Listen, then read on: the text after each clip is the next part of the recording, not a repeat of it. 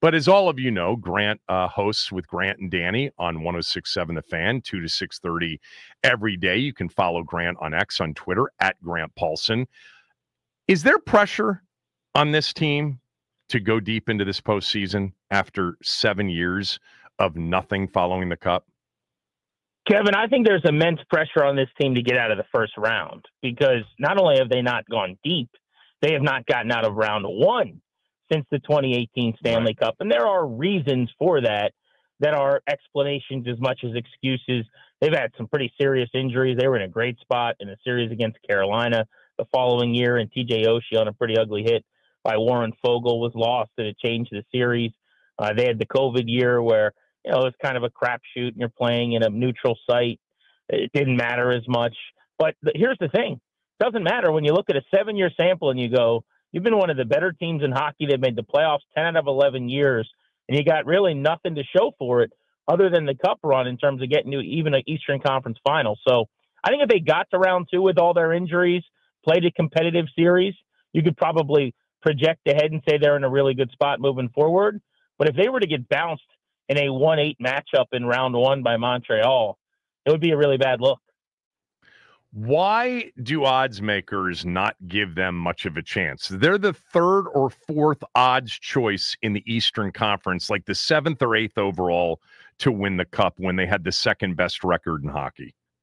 So it's a good question. The easy answer would be they played terribly down the stretch, and as they were kind of hunting Ovi's record and the win-losses didn't go the way they wanted in the last 2 weeks. Didn't look like a playoff team necessarily. They kind of took their foot off the gas pedal. But I don't think that's true because you monitor those odds like I do. Yeah, it's been that way for a while. Exactly. When they were the best team in the East, when they were running away and hiding with the Metro, the one seed in the East, and competing for the President's Trophy as the number one team in the National Hockey League, they were still there. So it's a great question. I think recency effect in the postseason is a factor. There's a little bit of, show me. I think that they're demanding of the Capitals. The market's established for a reason. I think the narrative nationally is that they are a bit of a regular season tiger, right? And they've got to prove themselves in the playoffs. But the last thing I'll say is, and again, this is maybe not reflective of the odds changing, but I think if they were fully healthy, it would look different. They're without their top goaltender in game one, very likely Logan Thompson. They're going to be without a top-line forward, and this is their biggest loss to me by far, Alexi Protas, who was their best player at even strength, until late in this series at the earliest. He might play if it goes 6 or 7, but he probably won't be around until round 2.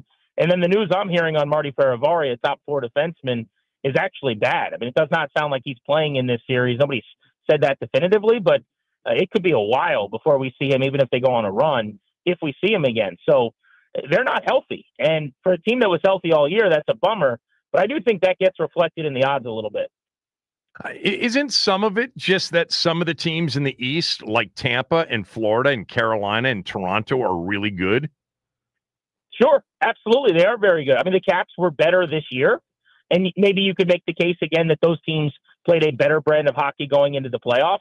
But when Washington was rolling, the odds still didn't reflect that. So, yeah, I think it's odd because for so many years you could say, Kevin, with a Capitals style of play when they were young and fast and getting up and down the ice, they didn't score a lot of dirty goals. Maybe they weren't elite defensively. You could say they didn't really play the playoff brand of hockey. For basketball fans, it was like the Phoenix Suns back in the day that would win 60 games. Yeah. But then you get them in these half-court situations, just like Houston right now.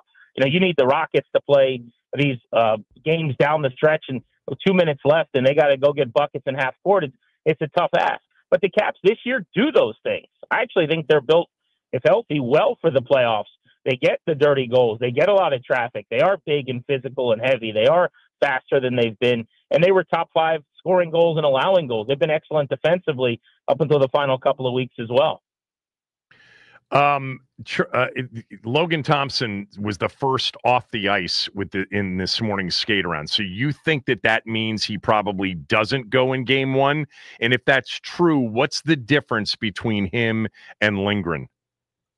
So typically that would mean that he would be the guy. And it is very possible. Like, I would not be shocked if he played. But Lindgren has been the starter down the stretch while Thompson was hurt. He has not played in a game in weeks. he is healthy and close to 100%, it sounds like, based on what people that were at practice saw and told me this weekend. But the plan, as it was kind of passed along to me in a game of telephone here recently, was more likely that Lindgren would get the assignment in game one. They'd kind of see how that went, and then Thompson would be available into game two. Now, if he's just 100%, he's their best goalie, and he should start. And maybe that is going to be the case. Again, I wouldn't be shocked. I've just leaned Lindgren because he had one very good start to end the season. They finally got him where they wanted him to be going into the playoffs. The difference to answer that question, Kevin, is Thompson's much more trustworthy. You know, they stockpiled their wins with him in net.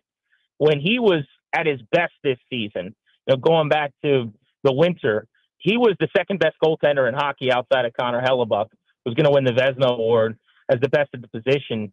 And Thompson has been a part of a team that made a cup run in Vegas. I mean, this is an outstanding postseason caliber netminder.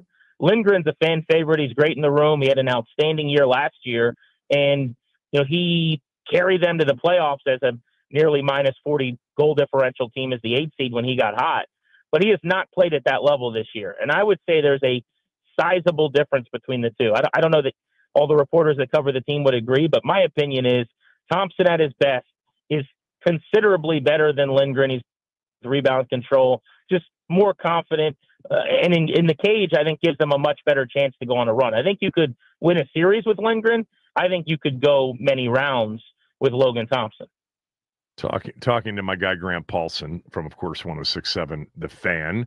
So what are you confident in entering this series, and what concerns you? The injuries, it sounds like, are the biggest concern. Yeah, everyone's been talking about how they're playing, and I could be wrong. Hockey's so quirky and weird. It's about puck luck and bounces, and I just view it different than other sports. I don't necessarily believe in momentum mattering or not. Edmonton got waxed 7-0 in one of their final games of the season last year, and then went on a cup run. I worry more about the injuries, and I think people are so busy talking about how they played that they're not talking about when you don't have your best even strength player on the top line. It's a big deal. When you don't have a top four defenseman, Marty Faravari, and I just don't know that people realize how hurt he is at this point, because that's like the third injury people talk about. It happened at the very end of the season. It's a big deal. And so those injuries are number one. I would say if we're just moving past that, like you got to line up and play hockey, my biggest concern would be the top line for Montreal, Cole Caulfield and Nick Suzuki, their leading point getter and their top offensive players. I think you can make the case that was one of the best lines in the National Hockey League over the last 3 or 4 weeks. They can skate around. They can put up points and goals. I think they're going to get their chances, especially with the Caps being a little bit banged up on the back end defensively with that third pair. What I feel great about is 2 of the 4 lines for Washington that haven't been touched injury-wise. Their second line, that's Pierre-Luc Dubois, Tom Wilson, and Connor McMichael, which was the strength of their team in the first half of the season, back together now. I think those guys will be excellent, and I hope they put that PLD line, which is their best defensive line. He's one of the better two-way players in hockey, on that Suzuki Caulfield line that I just mentioned. And I feel really good about their fourth line having a big series. That's the Nick Dowd centered line with Brandon Duhaime on the back end. They're moving Taylor Radish back down. I think you got to get production out of Anthony Beauvillier, who's going to be on the top line with Alex Ovechkin and Dylan Strome. He's filling in for Protas. And that third line, Kev, so that's Ryan Leonard, the rookie you've heard so much about from Boston College, centered by Lars Eller, who helped win them a cup years ago, has left and come back, but just really hasn't played at a high level. I'd say he's one of their weakest links this year. That line with Andrew Mangiapane, who makes $5.5 million, was okay, but probably didn't live up to the money. One of the few off-season additions that wasn't an A+. It was probably more like a B- or a C. That's going to be maybe the story of the series. Can they get anything out of Leonard, Eller, and Mangiapane? But I feel great about what they call lines 2 and 4, and I think it's their best 2 most consistent lines. All right, one quick question about Montreal beyond what you've said. What about their goaltender, Montremblant? That's not his name, but that's the beautiful place in Montreal. I can't say his last name, but people have said, in doing some very light reading on it, that this guy is capable of carrying them. Is that true? Yes, he is. I mean, Samuel Montembeault. He is, I would say, at his best, scary. Like, he's a guy that we could be punching walls saying, man, he's stealing games. But here's the problem. So I think he finished like 23rd in save percentage, Kev, or something like that in the National Hockey League. They gave up top 5 shots allowed. They are leaky defensively. This is not a good defensive team. So if the Caps do win the series, I think it's going to be them scoring 4 and 5 goals at a time. The goalie isn't necessarily the problem as much as their defensive end of the ice, where they give up a ton of shots. They should be able to get a lot of pucks on the net. You like them easily or not? Long series, short series? I like them. I would take them in 5 if they were healthy. I think it's probably going to be 6, maybe even 7, just because they're so banged up. And then who in the East do you think they can't beat? Is there anybody that they can't beat? I don't like them matching up with Florida. And in the second round, they'll probably get Carolina unless the Devils come back to win that series. I think they could beat Carolina, but I think it could be a bad matchup if they have to go 7 and deal with Montreal and they take a chunk of skin out with a bite or two as they go.